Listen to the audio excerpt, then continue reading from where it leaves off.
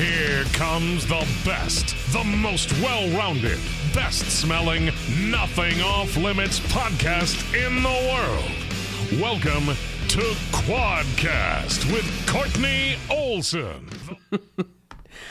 Y'all, welcome back to another episode of Quadcast. I'm here with my newly made friend, Dr. Markie, who just told me that she married her husband because of his last name. Tell me. I did. Thanks, Courtney, for having me and mentioning John.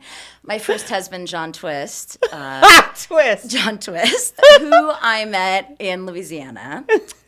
We only knew each other a couple months, and we got married, and half the reason we got married is because I wanted the last name Twist. I love that so much. So then I became Markie Twist. So awesome. Markie Twist. That's so awesome. I, on purpose, don't get anybody's bio beforehand because I want to give you the opportunity to brag about yourself. That's really cool. I appreciate that. Yeah. Thank you. Yeah. So brag, bitch. Oh my God. Okay. Let's see. I guess I will just start that I'm from Houston, Alaska, which if you get out your map of Alaska, here we go. This is Anchorage, Fairbanks. That's Prudhoe Bay where all the oil is. I was from a small village here named Houston. Oh, wow. We're even going in on village. Oh, it was a village. Not town, it's a village? It's a village. And it was on the road system. It was near 𝗬𝗡𝗏, which most people have heard of. Did you say the road system? Yeah, it's on the road system. What's a lot that? of our villages in Alaska are only accessible by boat or plane. No shit. Yeah, most of the First Nations or indigenous villages are only almost always only accessible that way. How long did you live there until? I lived there till I was 18. And you were like, I'm peace the fuck out? Oh my God. Well, we traveled a lot. So I knew I didn't want to stay in Alaska, but I love being from there. Yeah. And it heavily will influence this conversation because I was so isolated. Wow. Right? Wow. Very isolated.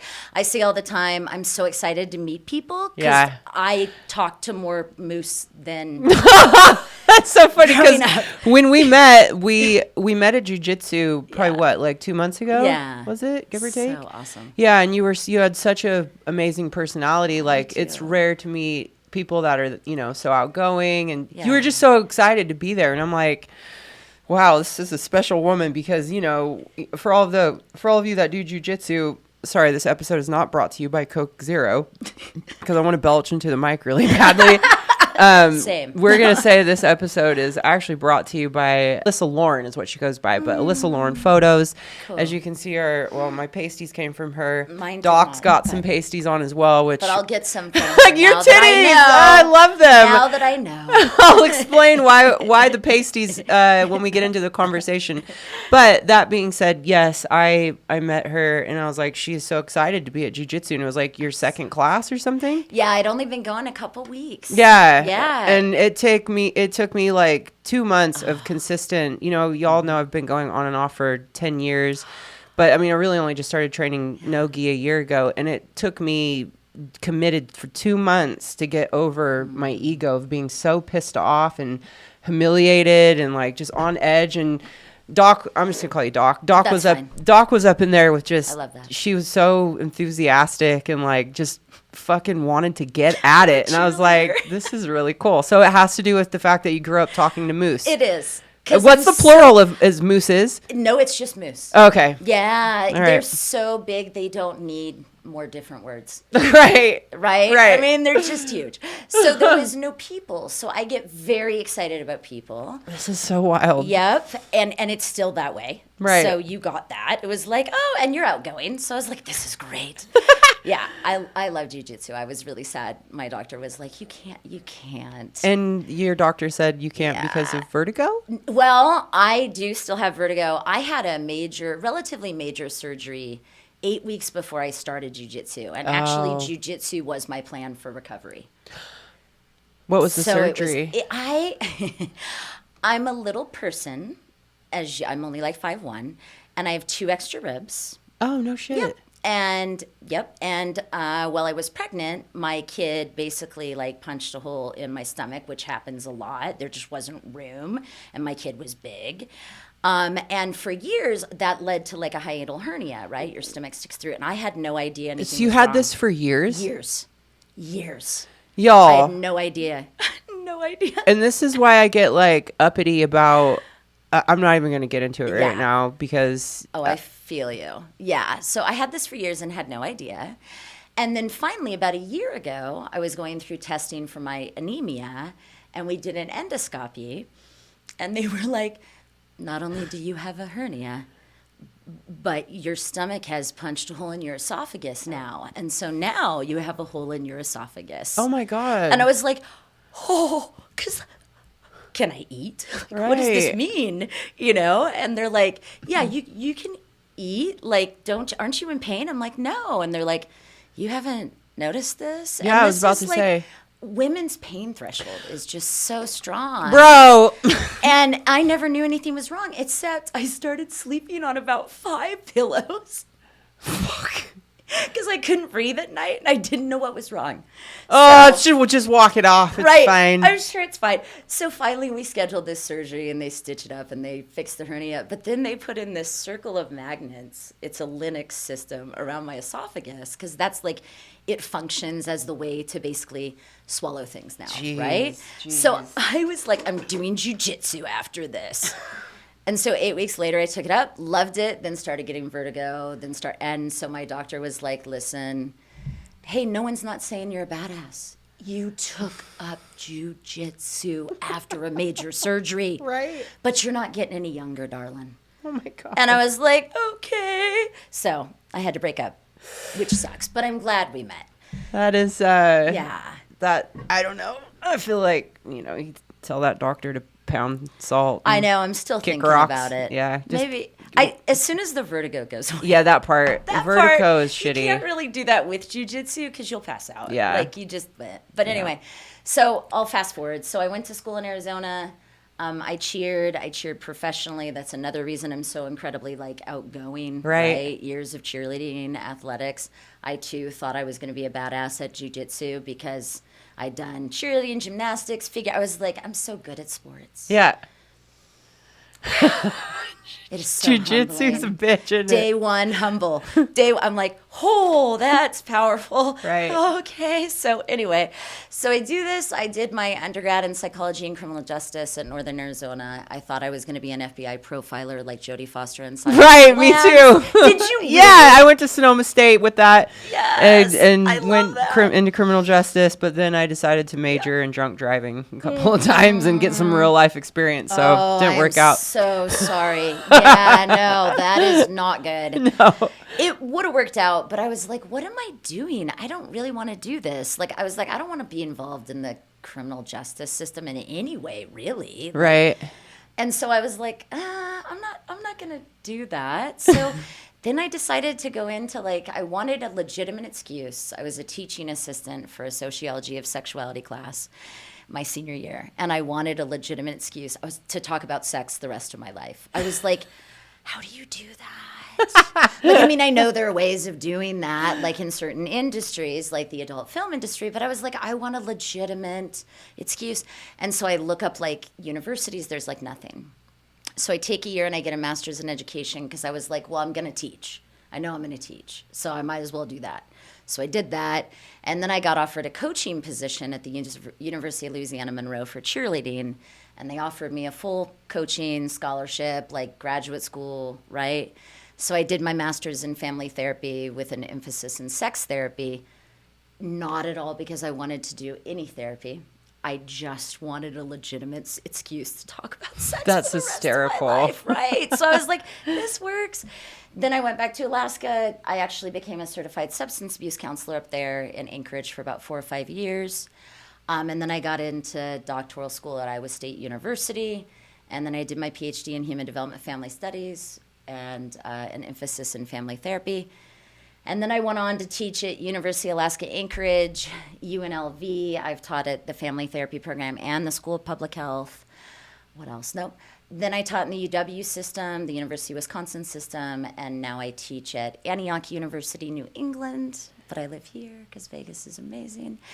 And I also teach at University of Guelph, which is a university based right outside of Toronto. That is it's a lot. Incredible. That is truly a lot. It's a lot of education. That's truly a lot. That is so much. And then I'm a therapist and an educator and all that, all licensed and certified. Right. Yeah. That's why I was so grateful when you reached out, because I am, petrified of what's, I don't want to say petrified, because that sounds so intense, but holy shit. Technophobia is very real. Yeah. So even the word phobia, I'm like, God damn it. I know, right?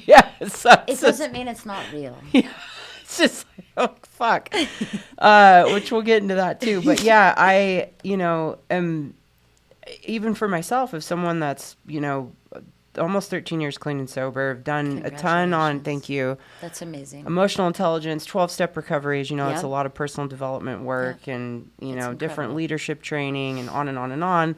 And I'll still fall into the trap of not good enough constantly. It's like, the Instagram primarily, right, which was developed to basically compare your life to other people's. It's probably the worst of all of the social media platforms, would you say? Yeah, I think they're all designed similarly, right? Like Facebook originally, I guess the design was to actually judge literally two people, right? Hot or not was the original concept of Facebook. No shit. Yeah, that's where it started. I did not know that. At a university, Zuckerberg and his two colleagues, who I can't think of their names, and I apologize because I am a big believer in credit where it's due. But basically, they designed it as a social media platform that would show two images, primarily of women to begin with, university students, because it was only in universities originally. And it would show two students, and you would pick which one you thought was hot or not. And then, that's how it started. It wasn't even a really like social media, but kind of, because you would share that with your friends, right? And they would get votes and stuff like this. And of course, MySpace predated that, but I was on Facebook as early as you could be because I was in university, so I had access. Right.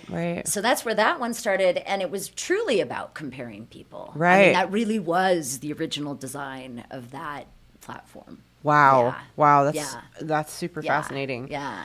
Yeah. So I look at, when I started a program called Camp Confidence, which was roughly about 10 years ago, because we did that for 2 years, and then we've been doing Girl for almost 8 years now. Yeah, it was an amazing program, and at the time it was just Snapchat that was real problematic, and having the augmented reality and talking to these girls about filters and so forth. And fast forward now, I'm just like, I set out to do that to make life easier for teenage girls, and of course it morphed into girl, and I don't want to say I despise clothing, but it's not my jam. You know what I'm saying? I mean, we're sitting here topless, I believe. You don't got to tell me on you're it. So quick-witted. And I did stand-up comedy for a year. Oh, did you? Yes, I did. Bitch! Gosh, you've got a super rad resume. With John Twist. Oh, right. Okay, Mr. your and ex? Mrs. Twist, yes. Right. We were together. Sorry, I'm distracted. No, love it. But it was called Laughing Out Loud in Des Moines. It was in Des Moines, Oh, my Iowa, gosh. at 𝗙𝗥𝗍𝗄𝗏 Works, and we were the co-hosts for a pilot television show. Oh, wow. And that was the whole bit. Like I actually, it was kind of like if you saw vaudevillian like George Burns and Gracie Allen, it was very much that. Right. So I actually had to be really quick, and so did he, and he was the straight man, right? And I had to be the dim-witted woman, and I actually had to do vocal training because I had to speak in like 3 octaves higher. So I'm doing stand-up comedy in 3 octaves higher. I would have to spend the whole day speaking that way, or I couldn't. Wow, I that's can't so even fascinating. put on right. I mean, I can't even put it on right now because it's such a Anyway, that's so continue. wild. Yes. I do feel like I can be quick-witted. Yeah, yes. that's cool. Fair play. But yeah, now I had this little breakdown. I don't know, probably it feels like a couple of months ago. It might have been time has kind of just disappeared, right? It's like what is even time anymore? Yeah. So whether it was 2 weeks or 2 months ago, but I'm like, you know what? I just threw my hands up, and I'm like, with what's going on, I feel, right, with the transgender situation and kids being introduced to this whole concept of, identity, self-identification, and like we'll get into that, but and then I'm thinking like in regards to, is the word social contagion? Yes, that's one of the words that's used. Yeah, I've seen that word thrown around, and in terms of like what these kids are being introduced to in terms of with TikTok, and I had this whole like, fuck it, I don't know what the point is anymore. You started to get disheartened. 100%. And I'm like, and what I mean, in not that I study a lot of this, but in Zen Buddhist philosophy, when you're discouraged, you encourage other people. That's part of what we do, right? Yeah. And so, and I appreciate the chance to talk about this, because you're definitely not alone. 100%. Right? You're not at all alone. In fact, like, the American Psychological Association just put out social media guidelines for people to use with their kids and adolescents. Isn't that wild? They just put that shit out. Yeah, it is wild. That I will agree with you on. And what's really wild is other organizations haven't really done that in our country. So, like, the primary organization I'm a part of is the American Association of Marriage and Family Therapy. That's one of them. There aren't those guidelines. Right. We have guidelines for how do you do therapy online. Right. My work influenced that. However, those guidelines weren't even written till like 4 years ago, Right. I mean, so wild. In Europe, they have done way more around guidelines around social media and just technology use in general. And so they actually have some really good ideas that they've been implementing. Right. We're slow. And that's creating it creates more technophobia and more fear and more anxiety for everyone. Right. Because we're like, I don't know what to do. The other issue is we live in the country, and this gets us way in a different way, but we live in a place that has so much freedom of speech. Right. That it's really hard to figure out, how do people regulate, and what do you regulate, and in what way, and for who? Right. And I think that's just very real. Yeah. But it is frustrating. I agree. That's, the reason when I text you, I was like, by the way, I'm going to do this podcast in pasties. Because, at this point I'd come across a few of our associates, I'll say, who have recently transitioned to, they went, from lesbian, and I don't even know if you use the term identifying with this, but, lesbian identifying to non-binary, to then doing top surgery. Yeah. And then now I don't know if they've gone he, him or not. Or I'm not sure. Yeah. I think just non-binary, lesbian, and I really appreciate all your thoughtfulness. Yeah, I'm working on it. Really, really appreciate it. Okay, I really do. You're really, I'm doing my best to see all sides, because part of me, and I'm so glad that you have the credentials that you do, because I think there are a lot of people that need to hear more perspectives in finding solutions, because so two thoughts just sprung up. One was something I just read earlier about rape crisis. The oldest rape crisis center in Japan has lost its funding because one of the directors was not, I don't know if she wasn't willing to or didn't announce, or recognize trans women as women or something along those lines, and they got their funding cut. And then, it's that type of scenario. I keep seeing stuff like that over and over again, and how sex-based rights intertwine with what's happening with, right? So like this non-binary person now having had top surgery, because I'm like, well, shit, I've seen some top surgeries where I would like, your boobs are still bigger than mine. Yeah. But now, because you What don't have a did you nipple, do? you can, Yeah. you're able to, according to Meta, you can have your tits out. Yeah. But they're, we're not tits now. So Yeah. like, what are they, right? And I'm Yeah. like, so mine are pretty small. So, I thought, well, shit, oh, come on. And today I'm going to identify as non-binary. So Awesome. let's just take these pasties fucking off. And then what? You know what I mean? Like, I just like, I have so much that, I never want to be on the wrong side of history. And I'm curious as to like what level of impact this stuff is having on other young people's perception of themselves. You know what I'm saying? Oh yeah, sure. Yeah. I think that's all really complicated. Thank you. Like that's why mic drop. That's why you're having all these different thoughts, because it's complicated. Complicated is a good word. So I think some of the intersectionality of like exposure here's why I always mention Alaska. One, it heavily influences how I research, see technology, practice with clients, right? So it made me very isolated. If I had access as a bisexual, androgynous, kinky, polyamorous woman, if I had access to people, I would have, first of all, not had Moose be my best friend, but I would have, right? I would have had other people like me, right? So I already had a lot of identities and didn't even have access. So the other thought I have is, as a Gen Xer, okay, and I'm dating myself here, as a solid Gen Xer. I think I'm in the category with you. Yeah. Or am I 81, so I might be the one right up. There. Right. You're right there. You're like the borderline. Right. I think the cutoff is 80. But, I think so. We'll take you. Well, You you'll wanna take me be in? friends. Okay. Yeah.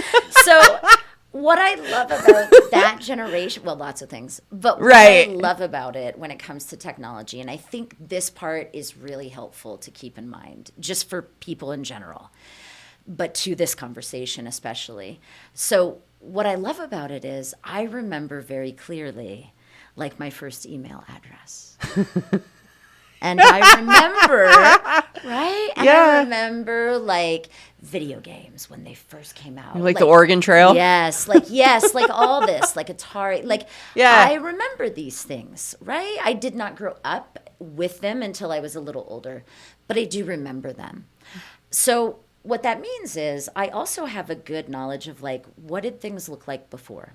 And what do things look like when you're not on your technology? Right. And so can you remember? Like, literally, I can't. What the fuck did we do before Google Maps? And do you know? I mean, you're up in the wilderness, you so remember what? Yeah, you probably are dropping crumbs and shit, right? Like, fuck. Yeah, exactly. I'm like, oh, I remember. Believe me, I grew up in the woods, but nothing like that. Yeah. Where'd you grow up? In 𝗙𝗣𝗄𝗏, California. Okay, yeah, but that's still like it's a town, right? You're not in a village. I didn't see any moose. Yeah, village. There was a village. Yeah. So basically, yeah, it sounds like it's like a sci-fi horror film setting. So basically, and moose are the enemies anyway. Just kidding. Moose are great. So basically, I like to ask myself, what's the offline equivalent to this? And I do that with anything. Okay, so like, I'm just gonna say this: people have been non-binary and trans and queer forever. Yep. Forever. Like, all over the world, in various ways and certain degrees. And it really also depends on how we define gender, even to begin with, and that doesn't look the same all over the world. So it's complicated. Right.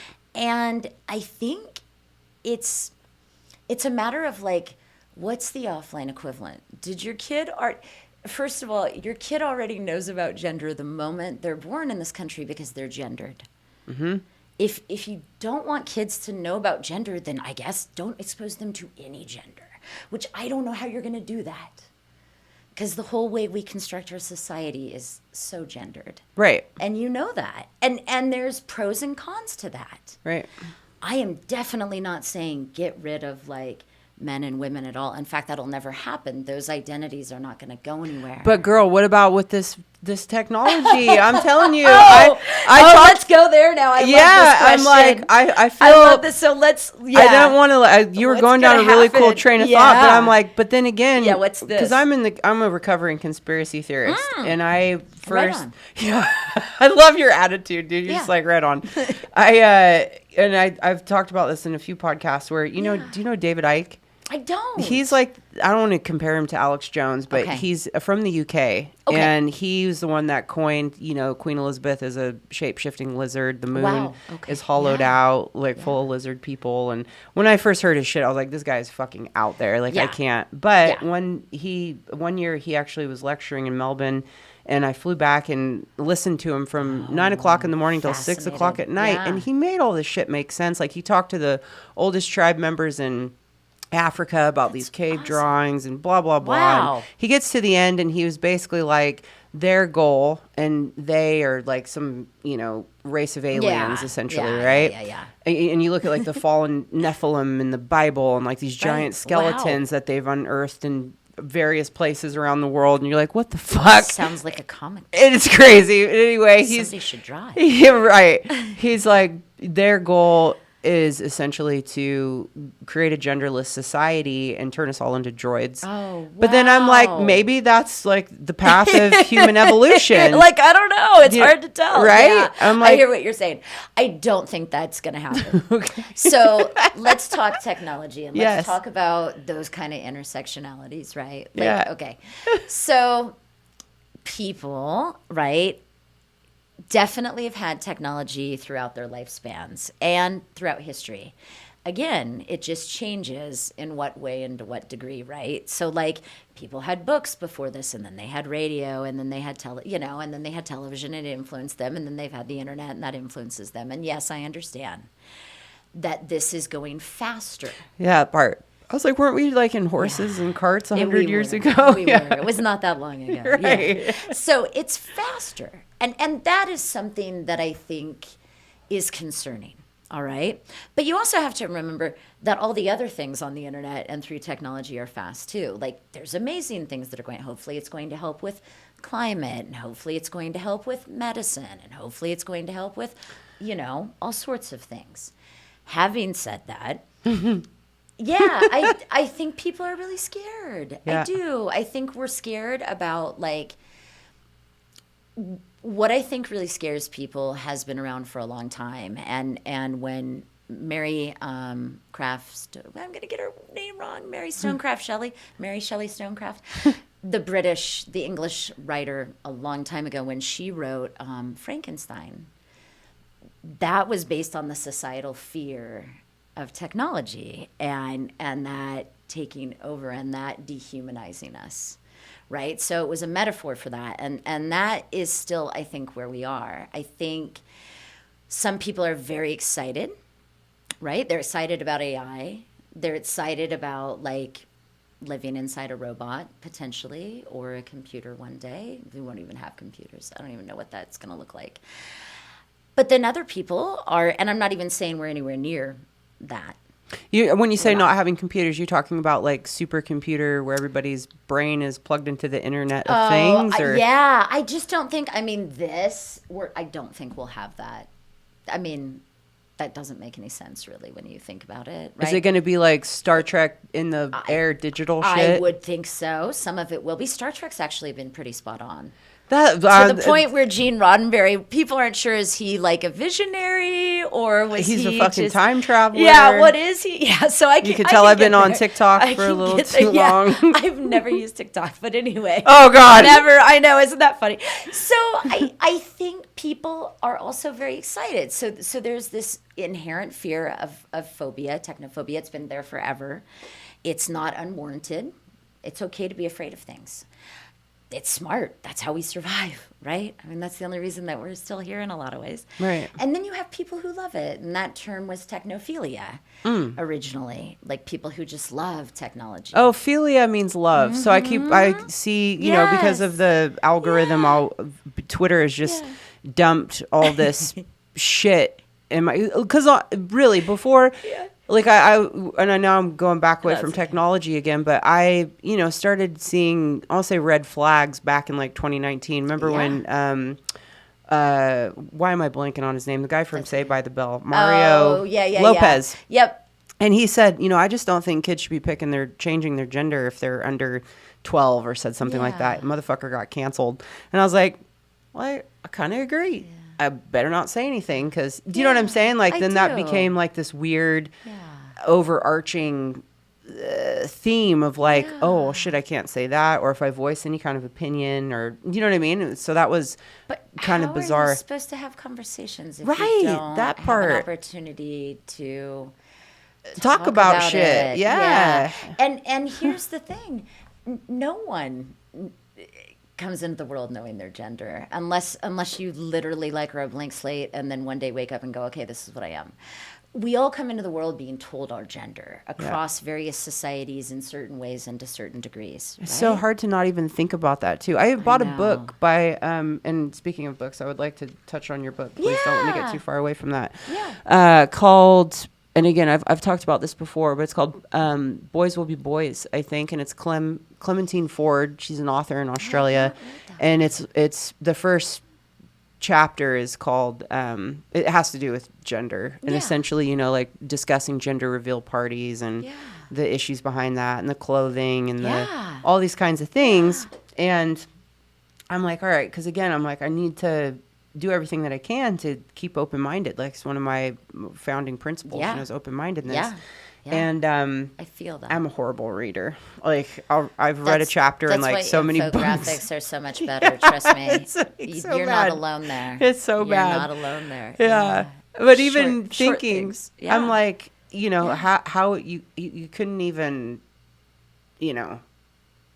begin to construct life in this society without having gender. And it's like that across societies and across cultural groups. And I'm like, how much of it though am I holding on to it because I have these built-in hardcore beliefs, and then how much of it is, like you said, there the word phobia, like, I hate the word triggered as well. Yeah. I'm triggered. I don't love that Learn word either. Learn some fucking resilience. It's overused. It's overused. I'm like, shit. How could everything be a trigger? If everything's a trigger, then nothing's a trigger. Right. Stop. Yeah. Same with if everything's a phobia, then nothing's. See, I don't get like it. Extremes that way. Yeah, so you I get it. That. You get it. Yeah, I think the conversations are really important. Yes. And gender identity is it's crucial to talk about this. Yeah. But what I'm saying is, literally, like, gender is socially constructed. We're making it up as we go here.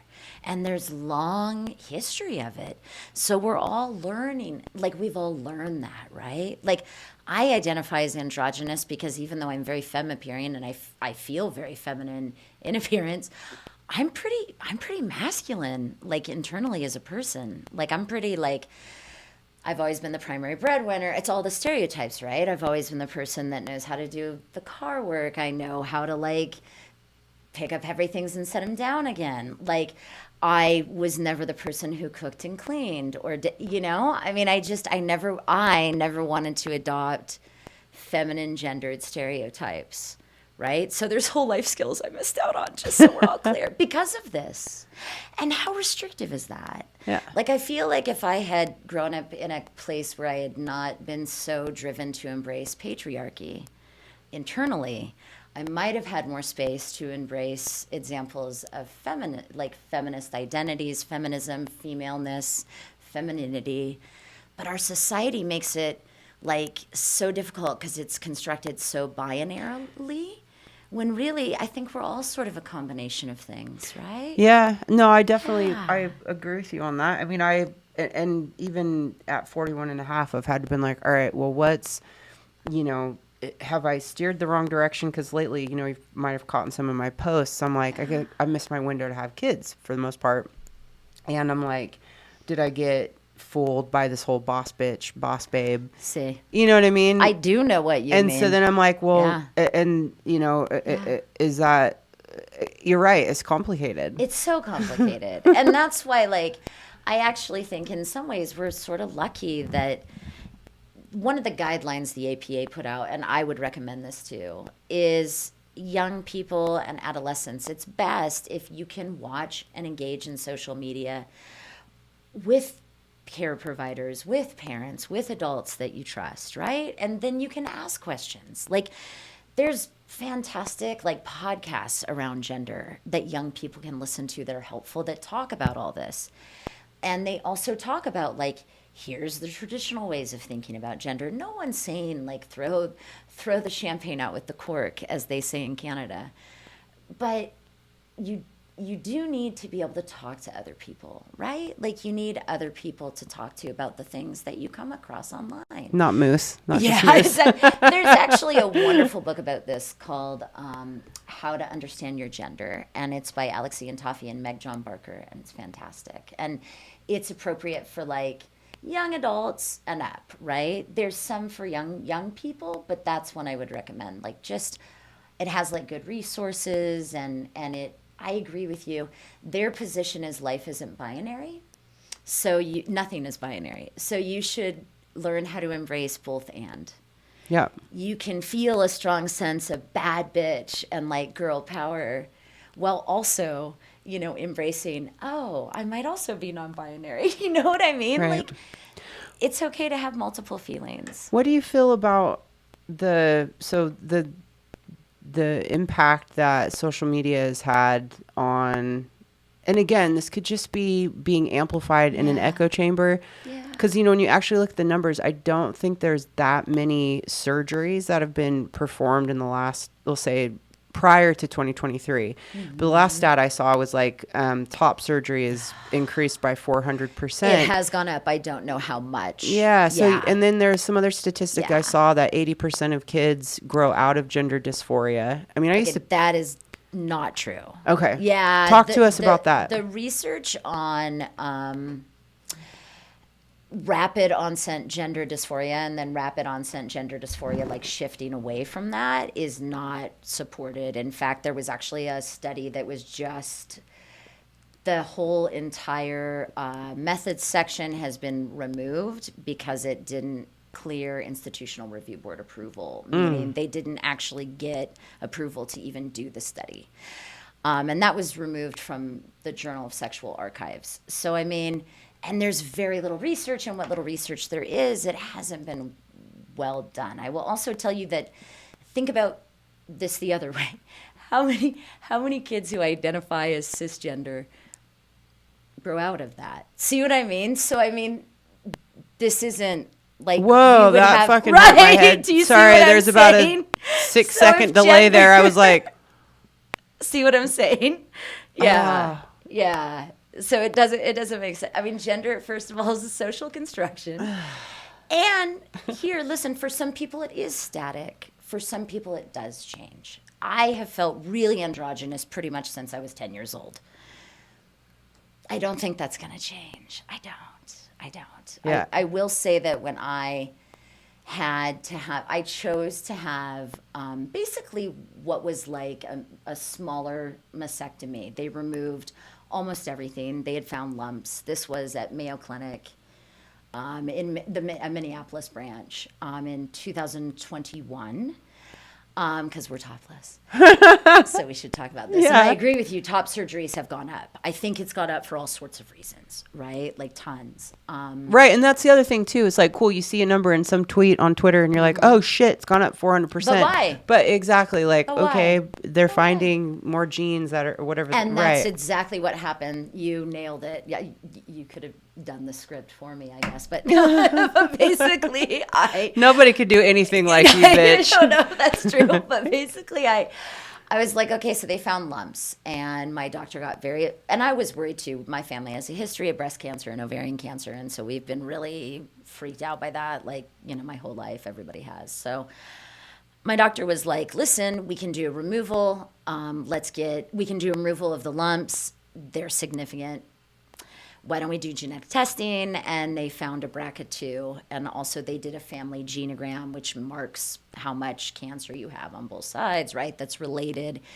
And they were like, listen, we could take pretty much all the tissue, and we could do a reconstruction.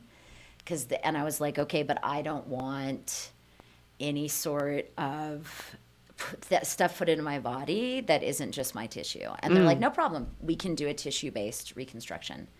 So I actually just had parts of like the buttocks, the stomach, right? But I was in Mayo, and they're amazing. They can do all sorts of things, right? So that was the choice I had. I ended up not having any cancerous cells. I was very lucky. Like, they were benign. Everything was benign. But I mean, I don't regret that choice. I do worry. Here's what's interesting. People who get breast surgeries for the reasons I just described actually don't have to go through any sort of counseling or therapy to make that choice. Like, you have to go through genetic counseling, right? Because that's when they tell you. And then that's funny too. We don't have to go through counseling if we want to have implants. Right. We don't have to do that. Made me sick as fuck. But do you know what transgender people have to do? They have to go through therapy in order to do those things, right? So they've even had more time to like think and process and reason. We just assume that I should want to like do this to my breasts. Like, I genuinely thought about just removing them because I was like, well, do I really care? And then I was like, I do. I really like my breasts. I really, really, really like my breasts. So I was like, I want to have breasts. So bigger breasts. I guess everybody has breasts. Unless you remove the nipples, because then I guess, like you said, that no longer counts as a breast. I don't know, but whatever. Right. Yeah. So that's how that came about. Yeah. I know you'll appreciate this as a Prince lover. When I came out of my surgery, remember, I'm in Minneapolis in a Mayo Clinic. People are crying. I'm looking around. Everybody's crying, and my parenting partner Tamara at the time was there, and I'm like, what is going on? Why is everybody? And the nurse comes in and she's crying, and I'm like, what is happening? I mean, I'm thinking, like, did I die? No one would care if I was dead. Like, these people don't know me. What is happening? And they go, it's not funny. They go, Prince died. And I was like, what? And they're like, Prince died at Paisley Park while you were in surgery. Oh, and shit. Like, so this was 2016. No, 2021. Oh, yes, 2016, my apologies. 2016, April 21st. Yeah. 2016. Got you. Yes. Oh, damn. It was right, yes. That must have been intense. It was. And my friend said to me, yeah, everybody told me to tell you that Prince just couldn't live in a world without your breasts. Oh, my God. And I was like, that's why. Yeah. That's so funny. Yeah. So, and I don't know all of your story, but yes, people need to make very informed choices around breast surgeries. And that's the other thing. It's so good that we're having this conversation too, because, you know, there's this, and again, I've got it bookmarked on my my Twitter archives here, but it was some undercover, starts with the V, but it's some group. I want to say 𝗣𝗏𝗏𝗏𝗏, but that's like 𝗙𝗏𝗏𝗏𝗏𝗏. Now I love that. Does it grow hair? Yes. Where? What is it called? But they do these undercover operations where one of them, they were talking to one of the executives from Pfizer, and they were talking about, you know, there's issues now because of the vaccine with women and their reproductive right. They're, you know, disclosing information that was like, whoa, that's kind of sketchy. And then another guy went in and was talking to, you know, a hospital about gender reassignment for their daughter, and they were like, oh, well, we have therapists here, we can just sign off on a letter and it's no big deal. So they were doing like this, but then you're like, okay, well, is what the fuck is real and what's not? Do you know what I mean? Like, and especially with AI, and that's, you know, in part when you here we go. This is where I'm starting to get to the point where I'm like, how are we going to be able to discern what's actual real life, what's real and what's not versus not? Because I had a company contact me a couple of days ago about creating a chat bot of my voice, and my fans can chat. Oh, you just saw my reaction. Wow, sorry. Yeah, chat with me. And I'm I not met a therapist right now, so that's why that was the reaction. Yeah, good. You do it. Girl, shake your tits if you want. Oh, you don't want to do that. I don't know. What do you think? It's fuck. I was How like, do you feel? I forwarded it to my husband. I was like, WTF, mate. And I have this other guy that I know who played me a clip, and it was a free trial, and he's been doing podcasts for 7 years now, and he's like one of the top rated podcasts, LinkedIn sponsored, on sales. And so he's had so much content that they just dumped hours of podcasts into this machine learning, whatever. Yeah. And it now is automating all of his courses. Yeah. And he played me a little clip, and it sounded just like him. Yep. And he's like, this is AI. Yeah. I said, fuck off. It's actually, you had it more right. It's machine learning. So Well, tell us the difference. So AI means that we're talking about a technology that has been programmed by humans, right? Because that's who does most of the programming still. So originally programmed by humans, but then is designed in such a way where it starts to learn itself. And not only does it learn things itself, it's learning things from the larger environment, like from everything, right? What we have, so it's learning independently, thinking independently. We don't really have that right now. What we have is machine learning, right? So something can do what it has been told to do. Now, things can do very advanced things, and they can easily scour the internet or take data that they're given and make that into something. It can do that. It's programmed to do that. It can learn to do that better, but it's still only going to be contained to whatever that platform is that it's using. It doesn't have broad capability to go beyond that, like to interact with us here per se, unless of course your Alexa is turned on to hear everything we're saying. Anyway, I'm just kidding. It's not that she's not AI either. Okay, so it basically can learn. It's machine learning, but it is not advanced to the point where it can operate independently, really think independently, do something that it isn't already programmed to do. That won't stay that way forever. That will not stay that way forever. So for sure. when we say, and so machine learning, ChatGPT is just advanced machine learning. So is ChatGPT just scouring the internet and like picking up shit and then Yes, it scours the internet. It scours different databases.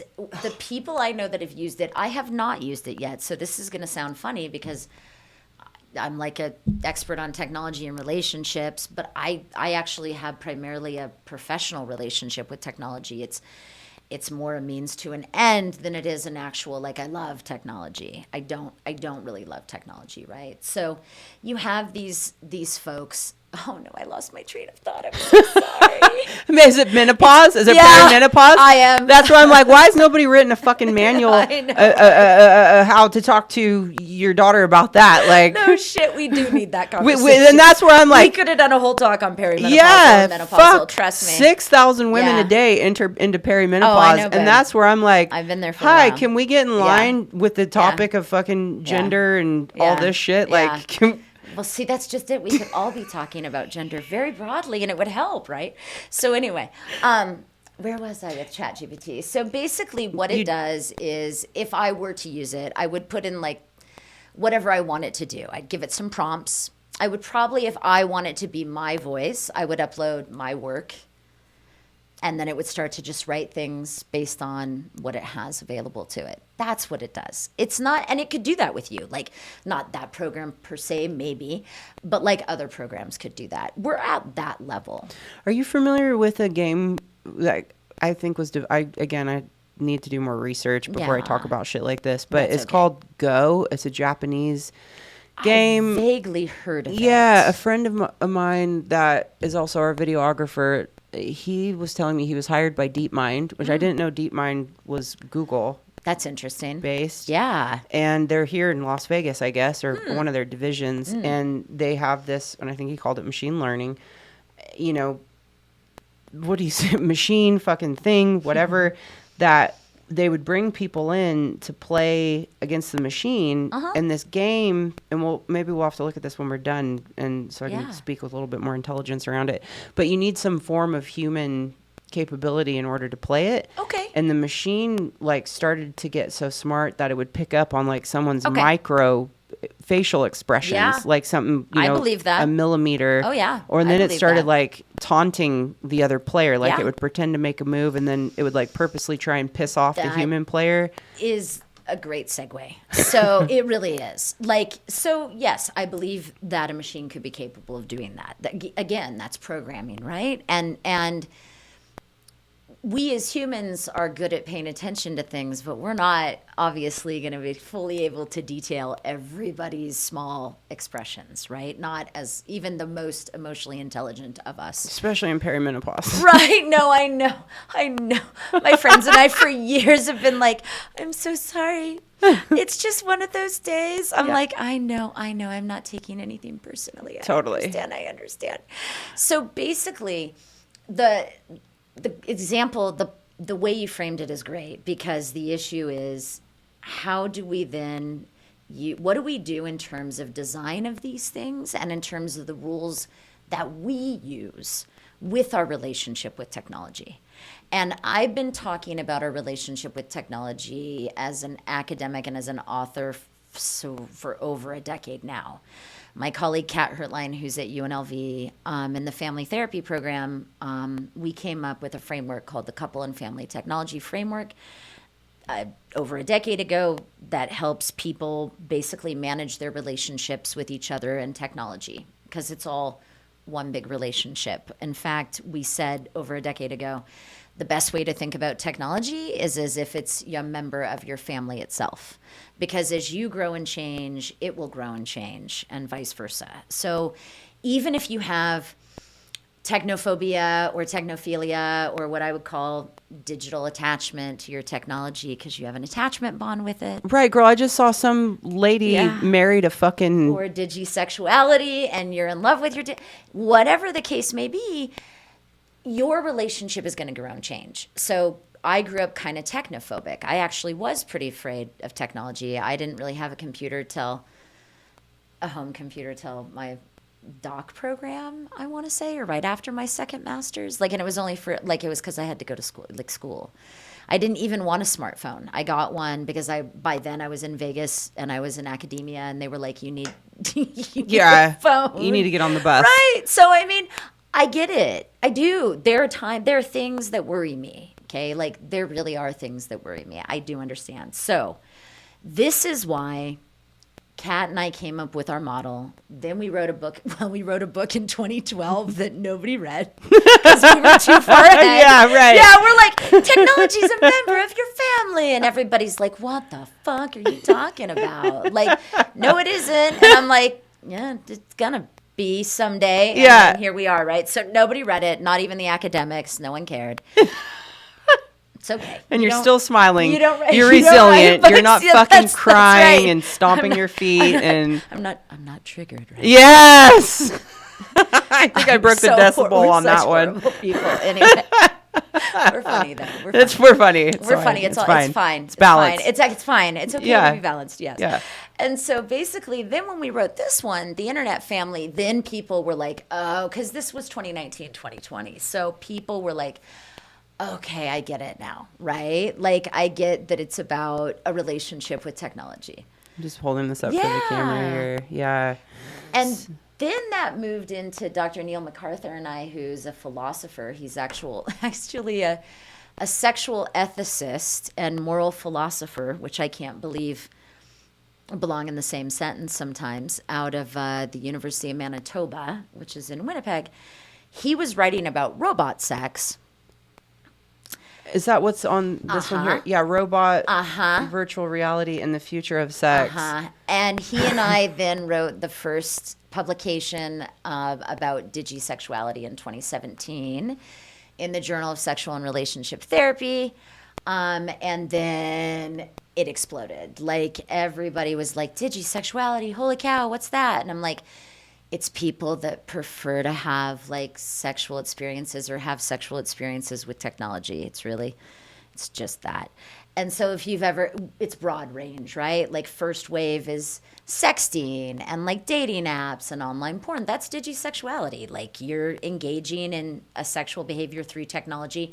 The difference is it's with a human partner. Right. Okay. Second wave digisexuality, which is where we're starting to get now, is where the sex is with the tech really itself, right? So it's more about the relationship with the technology. So AI, people feel like they're in relationships with 𝗙𝗥𝗘𝗏 or Alexa, and they love them, or people who want to have sex with dolls and robots, of which I've interviewed tons of people. I've What had do you clients. have? What do you feel? I mean, because And that's we don't want to second wave. we don't want to shame people, Absolutely, right? and thank you. But- I don't. In fact, that's why we wrote about it. Yeah. Immediately when we started noticing this, right? What are your thoughts on that? Like, how do you? Are you like what? Where the birth I think decline? It's fine. I don't think we need more people. Yeah. I think it's fine. I actually think that second wave digisexuality, which is where people are headed, right? I think it gets at the other issue, though. People get scared, and here's why. It's transhumanism. Yeah. What is it? Right. And now we go back to Frankenstein, and now we I'm go like, back to Jesus, what does take it the mean to be wheel. a human. Yeah, and so I think it gets complicated and scary quickly. Yes. I was giving a talk in South Africa at the South African Sexual Health Association, their annual conference. It's like 7 countries. And I was talking about digisexuality, and then I was talking about, do I think it's a problem, which I'll get to next. It's related to all the other stuff. And I was talking about this, and I had to look up tons of stuff about different places in Africa. And even then, there's hardly no research that looks at this, at least that I, as an American English-speaking person, can really access, right? Right. But you want to talk about collectively, like, a place that is absolutely terrified of, like, robots and any sort of approximation of humans, transhumanism. And I mean, it is a big fear over there. It's even more than here. And I would argue that in England, they're even more afraid than we are. We're somewhere, we feel like a culture that is both excited and worried. I'm kind of worried about can you walk us through this is off topic slightly, but what's Yeah. the furry situation? What the fuck? And does that come from anime? Because I don't watch anime. Evidently, an anime character has been, question. well, my friend was like, that anime character was written about you. I'm like, whatever. Oh my God, I'm sure. I don't understand. Can you talk to us about that? Like, how So yeah. are there kids that really are like, need a fucking cat litter box? No. And no. That there's been no actual documentation of that. Okay. Yeah, although that got a lot of traction, there wasn't any actual documentation. What's the furry situation? Having said this, what little I know, it's not my primary subject. Having said that, what little I know is it's primarily adults, right, who enjoy dressing as certain animals or engaging with other people who are approximating dressing as a certain animal. And they usually enjoy that for kinky reasons, right? Which might be sexual, or it might just be kinky. Like, it might just turn them on and they think it's really hot, and that's the extent of it, right? What's the difference between kinky and sexual? Oh, this is great. A while back, and I'll send you anything I mention. I'm just going to share the folder and then you have it. So I like to think of things on a matrix of like gender along a continuum, sexuality along a continuum, eroticism, which is your kinks and fetishes, along a continuum, and then relational orientation along a continuum, which is like how monogamous are you versus non-monogamous, right?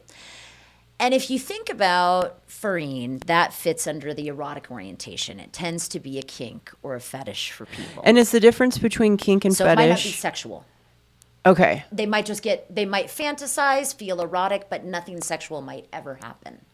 Okay, so basically, and then with kink and fetish, is Yeah. the difference that kink is something that you're into and a fetish is something you Great. can't get off unless you have it? Again, they're pretty similar. It's just a slight difference in term. Okay. The term fetish is actually more pathological, so it's a more clinical term than kink. Kink tends to be used more in the community. Fetish tends to be used like by psychologists and therapists. A worse term pathologically would be a paraphilia. Sounds very clinical. And that's a diagnosis. Like fetishes are many of them are diagnosable, which Right. many of us believe need to be removed because who are you hurting that you dress like, Godzilla? I don't care. It's not my thing.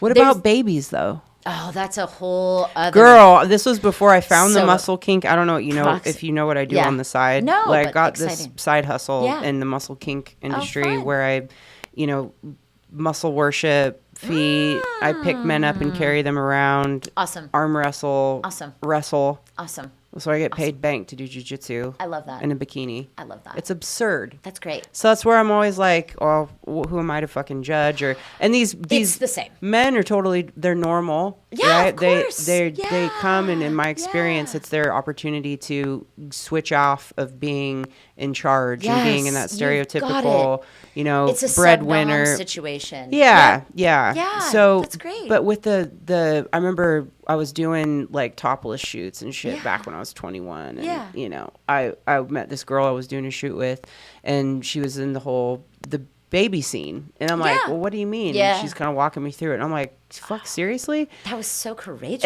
of her to tell you. Yeah, this was like 2000 and... Oh, I was 21, so this was like 20 years ago. Yeah. Right? Wow, and then now, yeah. it's like, so when I've seen it recently as a thing, what do they call it? It's been there Transageism or, I don't know, but. Adult diaper baby play. Yeah. ADBL is usually that kink fetish. Yeah, so that would be similar in many. So there's lots of reasons. They're usually individual for people. And again, we're not talking about diagnosis. So we're not talking about paraphilias. We're talking about people that are engaging in things outside of clinical settings. And I would say the number one thing to keep in mind is like, don't, and you had the first immediate reaction of it, don't yuck someone else's yum. If it's consensual, who cares? So basically, the folks that are doing furry and adult ABDL might have similarities in that for some of them, right, it might be what we call approximation. I'm going to approximate an area of interest that I might have that I can't do because it's either harmful or illegal, and therefore that wouldn't be consensual, right? So let's say, I'll just put this out there because I'm honest about it with everybody. I have a kink fetish for dental play and teeth. Like, I think teeth are beautiful. I think people's smiles are beautiful. I'm a big fan, right? I mean, I can like barely go to the dentist. No shit. Oh, yeah. I love Yeah. your fucking honesty. I'm going to park you Okay. right there real quick and Okay. be fucking... There was... I met this guy in Australia. Yeah. I won't go into too much detail because Yeah. I'll blow his cover and he might come and blow my Yeah, head I off. hear I don't ya. know. But he was like super gangster, like high up in this No, I really organization. hear ya. Yeah. And he like was all, I'm going to go to Thailand. I love lady boys. And I was like, I'm Yeah. sorry, what? I never knew what that term Yeah. was, right? And this was, Yeah. again, It's a third 12 gender in Thailand. Yeah, 12 years ago. And I'm like, you what? And he's like, yeah, I love Gender him. is so complicated. Yeah. And he's like, I love him. It's the best. And I'm like, really? But he was so like matter of fact, like didn't give a fuck what I thought or anybody else thought. And I was like, that's super hot. Yeah. So, Yeah. you saying this is my Yeah. thing. Well, wait till you get to the second part. So the Yeah. other thing that I find erotic, and I would never act on this, just like I would never be inappropriate at my dentist. But I didn't go to dental medicine school, which I considered. But now you know why. Yeah. I mean, you can't do that. If you can't be appropriate, you shouldn't do that, right? Right. So I did not go, right? I mean, there are reasons that I like, what's this? Feed Me Seymour is the song. I can't think of the dang musical that has the dentist and the gigantic, like, plant. But when I think of it, I'll tell you. Because Okay. the whole dental play in that is fantastic. Have you looked at where that came from? Oh, yeah. Almost all kinks and fetishes can actually be tied to previous, like, experiences, right? Like, From childhood, would you say? not always, but sometimes. Well, In that's- that regard, it's similar to, like, sexuality. Many of us can say, oh, I've known I was bisexual since the moment I liked boys and girls and everybody else. Same. Right. I knew forever. First experiences was with a girl. Yep. Like, I get it. Yeah. I knew forever. So, like, I think it for many people, it's like that. For me, I don't know, except that my family has always been obsessed with teeth and dental medicine. For some people who like animals, that might approximate that. For me, get ready. Here's what it's going to take. It's going to be well past second wave digisexuality. It's going to take a robot dolphin that can brush my teeth. And then I'm good. And then I'm past humans and I never need another human partner as long as I live. But I have no interest in robots unless. And I want it in a big pool. And I want to go. See? Approximation. Same thing with age play. Some people, not me, I'm not an age play fetishist. have interest in playing an older person. Some people have interest in being a younger person.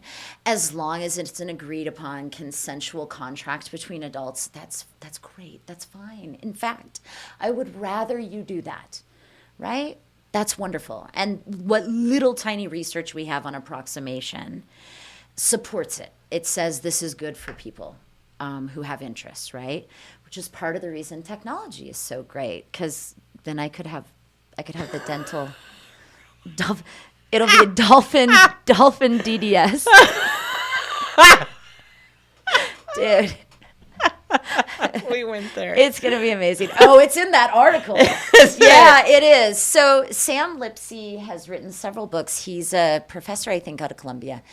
And about a year ago, he had reached out to Harper's, which is the second oldest magazine in the United States. Oh, wow. Like, it covered the Civil War.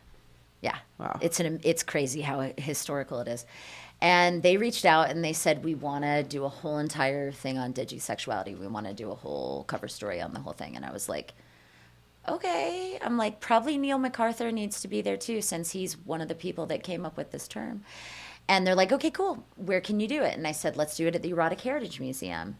And because they have a robot there and they have a doll there. So we got to interact with her, because actually Sam had wanted to really interact with her, but the museum wouldn't allow for that because they're expensive. They're really expensive. He just wanted to see what it was like. Right. So, I'm sure a lot of people. Oh, I'm sure the curiosity is very high. I don't have interest, but I don't have interest in VR porn. I don't have interest in VR gaming. Like, it doesn't mean I don't get it for other people. Is that coming next? Oh. Or it's already here? We're already, second wave people are doing it. Okay. And that gets us back to, like, what are the rules around technology, right? Because some couples, for example, are like, it's fine to, like, do self-love, self-sex, and watch porn. And other couples are like, no, that isn't. But then some couples are like, wait, yeah, no, it's fine. Except, wait, now you're doing VR porn? Right. See how it might change? It's a matter of revisiting technology, right? As it grows and changes, because you might have ideas and rules at one point that make sense, but then things change. And it's going to change this quick. Right. Like, we could talk about this tomorrow and have to talk about it differently in a lot of ways. Having said that, basically, Neil and I gave the talk at the 𝗪𝗏𝗡𝗏𝗏 Heritage Museum on digi-attachment, which is people's attachment relationships to their technology, which Kat and I came up with in 2019 and wrote an article about. And then we talked about digisexuality, and then Sam did this whole interview, and that's how it appeared there. And I basically was very honest. I was like, I'm not a digisexual, but I will be the moment that we have these two things together. I will literally, that will be my primary identity label. Like, I'll be like, I am a digisexual. My partner is a dolphin DDS.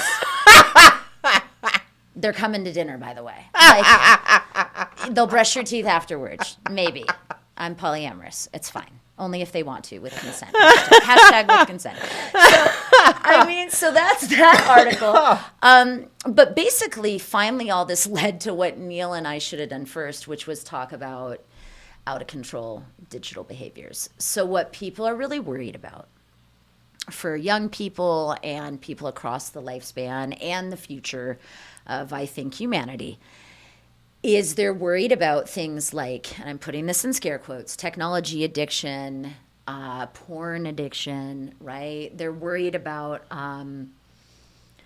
addictions. And I have so many feelings around that. First of all, I think for me, as a professional and personally, I kind of feel like it minimizes the experience of people who have struggled and struggle and have survived through addictions that are tied to chemicals and substances, because that is, I really feel like even the diagnosis of pathological gambling, I don't feel like really is a good fit when we start to look at the history of, like, substance use, abuse, and addiction models. I have so much respect for that experience, and the research doesn't show that this is the same, okay? And so I don't like to throw around the term addiction. I hate it, because I'm like, do you have any idea how hard it really is for people? So don't just call everything an addiction, please. Right? It's also not all triggers and trauma. Yeah. Trauma is the other word I hate. It gets used for everything. I'm like, not everything can be trauma. It literally cannot. Listen, everybody, not everything can be trauma. Yeah. Yeah. I'm sorry. Otherwise, everything is trauma. And then maybe you just need to realize that life is hard. Right. God, I'm a horrible person. My No, mom you're not. used to say, this is me, not as a therapist, of course, this whole time. My mom used to say, life sucks, get a helmet. Oh my gosh, that's what my GM says all the time. So my mom said it. Yeah. Forever. So basically, people are worried about this. They're worried about our relationship with technology and how it's going to affect us as individuals and humanly. They're worried about addiction. Here's what I'll tell you. The APA, who I just told you finally has some social media guidelines, has not put anything in around technology addiction or like porn addiction. There's not even a consideration of that right now. The World Health Organization, which has a similar diagnostic book called the ICD, the International Classification of Diseases, they have gaming disorder in there. It was added in 2018 or 2019.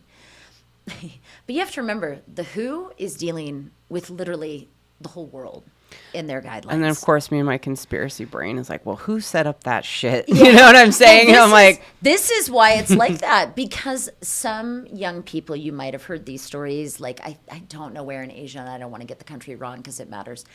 Somewhere in Asia, young people were, one or two, were playing games to the point that they were depriving themselves of their basic needs, which you know. HALT right. is fucking essential. And then I actually added the O for orgasm because I think self-sex for me is, so HALTO. And for any of you listening that never have heard that acronym, it's hungry, angry, lonely, tired. Yeah. Just a quick... Alcoholics Anonymous. Yeah. The big book back in the day. So good. Anyway, you and I both know if you deprive your basic needs, no matter what you're doing, you're not going to make it. And so that's what happened. And another example, a young couple deprived their baby of the baby's needs. Okay. So 2 or 3 incidents happen related to gaming. Remember, they could have been doing anything, but they were gaming. And then the WHO decided to go ahead and put that as a diagnosis. Mm-hmm. What's crazy about that is actually most of the research shows that a lot of the gaming is actually really good for kids. Again, it's how much, in what way, and to what degree, and do your parents check with you? Do they make sure you're okay? Or are you out just doing whatever the hell you want, which you shouldn't be doing anyway, right? So basically there is no diagnosis. So Neil and I started looking at, like, if there isn't a diagnosis and we can't call it one thing, why? And then we realized there wasn't a definition for what it meant to have a healthy relationship with technology. And if you don't have, no one had one, right? Which is insane. If you don't, it was 2020. No one had a definition of healthy relationships with technology. What does that look like? So we did like a survey of our peers, so a peer-reviewed survey of students and therapists and academics who work with technology. And we said, what do you think of this definition? And we came up with a definition of digital health, which I will not bore you with, but I'll share with you. And then related to that, we came up with 5 principles that go with the definition. And why does this matter? Well, y'all, we've literally never had agreed. What I'm trying to say to you is, as a country and as a society, we have no agreed upon rules around technology. Right.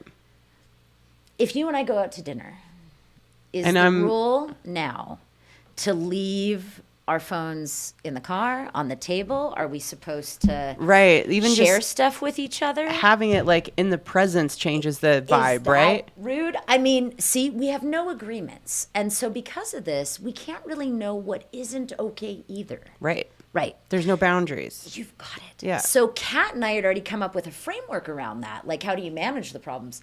But even we had never said, what does it mean to be healthy? Or like, what's the fucking problem? Exactly. Right. Yeah. We had never, right. So no one had done this. So it was a cart horse issue. We had put all these things in the cart and it started moving, but the horse was just kind of standing still and, you know, it's not going anywhere. So when we came up with a DigiHealth definition, it changed everything because it was like, oh, here's an agreement. Here's the rule we follow, right? Corporations could follow a similar rule. Individuals could follow one. We could implement something like this. It's similar to what they've done in Europe. So our 5 principles were this. Is it consensual? Yeah, I'm looking at my own screen. Yeah. I'm doing it. Hold on. See, stupid screens. Consent. Okay. Is it consensual? And you would think a lot of things on technology are, because you have to sign an agreement, but that doesn't mean all your experiences online are consensual with people. They're not, right? It's gross sometimes. I mean, you're popular, you know. Protection from exploitation and harm. That needs to be in there. And half the reason that has to be built into our agreements is for kids and young people, because the bullying that occurs online is actually more severe and more significant, especially for minoritized kids, like queer kids, like kids of color who are out in the middle of nowhere places with only moose. You know, I mean, it's scary online for them. So we need to be able to protect people from exploitation and harm. That has to be agreed. And there should be somebody that manages violations of these things, right? Honesty. You have to be honest. That's balanced with privacy, however. Because Tricky. You can only be so, you've got it. You can only be so honest because we still have the right to our own privacy. Does everybody have to know everything about us? I Google myself pretty much daily because I want to see what's out there, and I like to be in charge of choices. So I actually do a lot online so that stuff comes up. I would rather my own shit come up than someone else's, right? Right. So I'm honest. It's also private though, right? So you have to balance it with privacy. And honestly, privacy, when I ask people, I do a lot of teaching and workshops and training and work with clients. When I ask them about the principles, privacy and consent are the two that people attach to immediately. They're like, yeah, we need to, those are really important. I'm like, yep. And then finally, pleasure. Like, we didn't want to get rid of pleasure, because why the fuck are any of us online and doing things with technology if it isn't fun too? I mean, yeah, it's work, but we should have pleasure as well. So those are the 5 principles. And then we basically said, if you're not following these principles, and if your way of interacting with any technology is a violation of health, like your own digital health and other people's health, then guess what? You have out of control digi behaviors. And then we came up with a way to like talk about that, like a digital health plan, right? So like, Kortney, what's a hard no to you? What's a red? And this is actually borrowed from the Kink BDSM community because they use stoplights, right? So I was like, we're going to do the same thing. I give them credit. So we're going to say like, hey, these things about technology are a hard red. Like in our relationship, in my life, I never want these things. Okay. These are greens. They're fuck yes. These are great things. I love these things. These are things I want to keep doing in my life. The problem is there ends up being for a lot of people yellows, that ambiguity where it's like you're edging towards red, but maybe it's okay. Meaning like Twitter, for example. Yes. Like, so I opened that app. I never ever used to get on there. But now I used to be on there all the time. And now I'm not. Yeah. I'm like, I need to delete the app, and I haven't. Same. And it's like the devil's butthole. I know, right? And I'm like, am I addicted to this now? Because like okay, here we go. Does it feel out of control to you? I mean, it's a, like you said, it's a yellow. Okay. If it starts to feel even more out of control, like you notice it taking up more time and space, even just in your mind, you could always delete it for a little while. You could just delete it. And then keep it on my other phone, though. Or delete it from there. But don't get rid of your account. Unless you're not comfortable. I don't know who manages, right? But this is what I'm saying. I had to, occasionally, I'll have to, especially Instagram, I'll have to like get away from my Instagram. I'm like, I got to take it down for like a week. I just can't be on here. It's out of control for me right now, right? And so once you kind of start thinking of it as, it is a relationship. Would you say that's a good practice for people, is to self-check in? Because a lot of us don't, right? Unless you're in recovery, I would say, or doing some kind of, emotional intelligence training or something. We don't sit and take our inventory, and we're just an autopilot, right? I agree completely. Yeah. So we're not like, okay, how is this impacting me? And, because when my husband was in Australia, we were apart for about 4 months before he came back last month. Thank goodness for technology. Yeah, cute. he would wake up and, you know, I would have sent him like 6 or 7 different links on, you know, on trans material. No, not good shit. I'm just happy that you're connecting. But it would be like I went through this phase where I'm like, why, you know, why is this? And like, how is this fair? Or, you know, it became like I felt attacked as a woman, or then like, you know, with, there's all sorts of different shit. Yeah. And he was like, it was to the point where I was like concerned for your mental health. It's like all you talked about. And I didn't even realize it, you know, which is crazy. So he noticed it. He noticed. And see, sometimes that's a great example. Sometimes it is our relationship, I think, with the actual technology.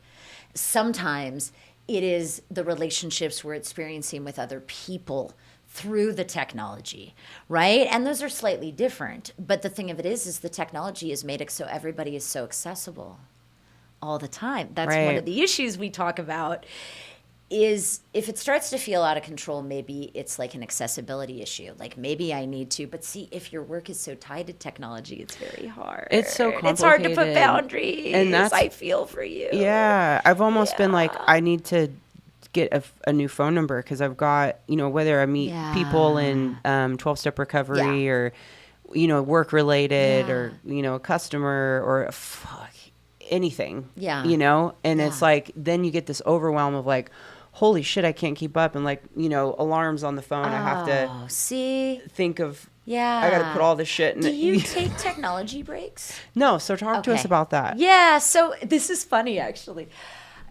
It's so funny. This is going to sound like such a funny pathway. So about 6 or 7 years ago, I started teaching the University of Wisconsin system.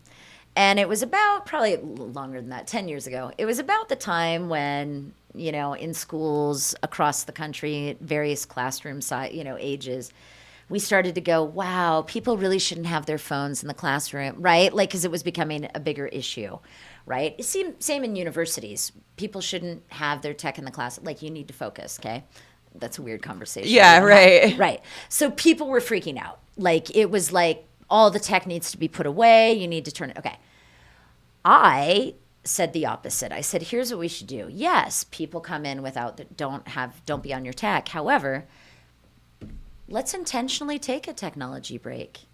Let's literally, in the middle of class, at a natural time, take 3 minutes on our phones, look at shit, and actually we'll just come back, have a big talk, and I'll go, hey, did anything happen in your life that you want to share with us? Or did you find anything related to what we're talking about in class? And you would be amazed, because this is the thing. Technology can actually bring people together if it's a shared experience like that, right? They felt special. It was a moment in time they all got to have together where we were alone and together, right? To cite that ridiculous book from '𝗙𝗎𝗘𝗡. But anyway, so we're like the opposite of each other around technology, right? So basically, that's how I used technology breaks originally. It was this concept that you actually intentionally take a technology break. Wow. Right. Now the way I use it is similar. I'll still say to people like, well, maybe you need a technology break where you just like isolate from your technology for certain periods of the day, or like for like a whole day or like a week, right? Whatever. And people are like, yeah, that's a great idea. But you can still use it the other way, where it's like, oh, hey, we're out to dinner. Our rule is not the phone. But then let's say that something happens and you're on your phone. I'm like, okay, let's have a tech break. Let's have a 3-minute tech break and check our phones. It's okay to do that. It's okay. The problem is we don't talk about technology. We either talk about it all the time or not enough. Right. Right? So it's like we all want to pretend like it's not really here, but we all know it's here. It's there, and it's like... So we should probably talk about it. That's why, like, when I got here, it was great when you were like, okay, I was like, so I'm going to make sure this is all silenced and stuff. And you were like, yeah, people sometimes don't. I'm like, I know.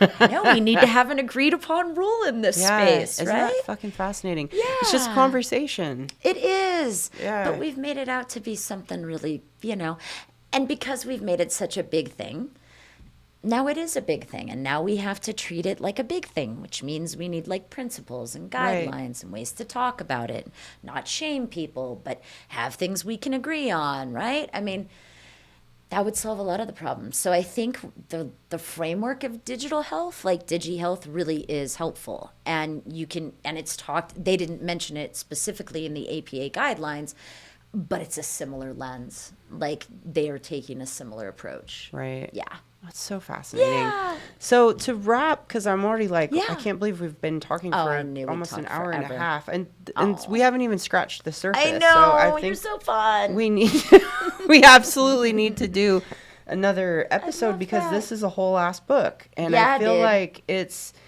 like you said, the important thing is to be having conversations. So there's actually like questions in the back too for people, which I am happy to share those. Yeah. Yeah. I would love to. There's like developmental questions, like questions you ask across the lifespan. This is so fascinating.